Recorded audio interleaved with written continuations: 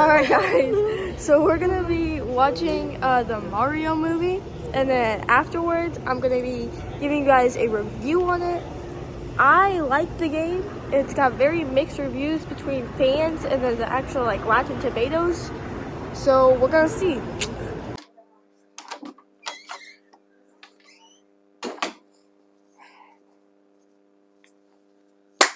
Alright, I just got back from the movie theaters, and I'm going to be giving you my full, honest review of what I thought about the movie, my likes and dislikes of it, and what age range I think it's for, because I know some people were saying that it didn't feel like a kid's movie. Like, it didn't feel like an adult movie, like a kid could totally watch it. It's not like inappropriate or anything, but it didn't feel like it had to be for kids. Like, the same content could be used for a PG-13 movie. So let's just get into it. Now, I'm gonna rate it right now on a scale from 1 to 10. And I want you guys to know that I'm a really strict rater. So keep that in mind.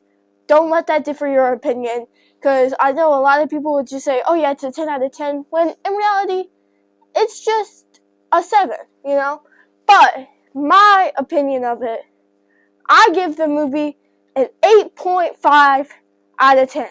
So that's pretty good for me. I mean, there is only 3 10 out of 10 movies for me.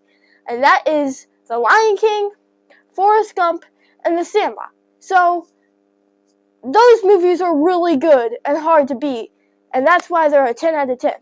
Now my 8.5 is very good. That's where you're going to have a lot of good movies, and definitely movies that I would suggest you watch. Just not necessarily movies, if it's already on, of course I'll watch it, but I'm not going to put it on all the time. I will put it on, but it's not going to be a movie where I'm like, oh yeah, I want to watch that at least once every 6 months, But with that being said, it is a good movie. The animation was amazing. I'm not even the biggest fan of some of the other Illumination films. Don't get me wrong, they're a good movie company, but Disney and DreamWorks are just better. So the fact that this is an Illumination film kind of surprised me and was like, this is pretty good. The only dislike I had really about the movie is I just felt like some scenes went on for too long. The pacing was just, it was fine, but it was kind of just at the point where it's like, alright, let's move on to the next thing instead of keep talking about this one specific thing. Now, there were some scenes that I actually wish were longer, but I just felt like some of the scenes were just too drawn on. Maybe they could have done something else instead. But, for that being the only negative thing about the movie, then it's gotta be a pretty good movie. Another big thing I liked about it is the references. Here, I'm sorry, let me get this curtain out of the camera. The references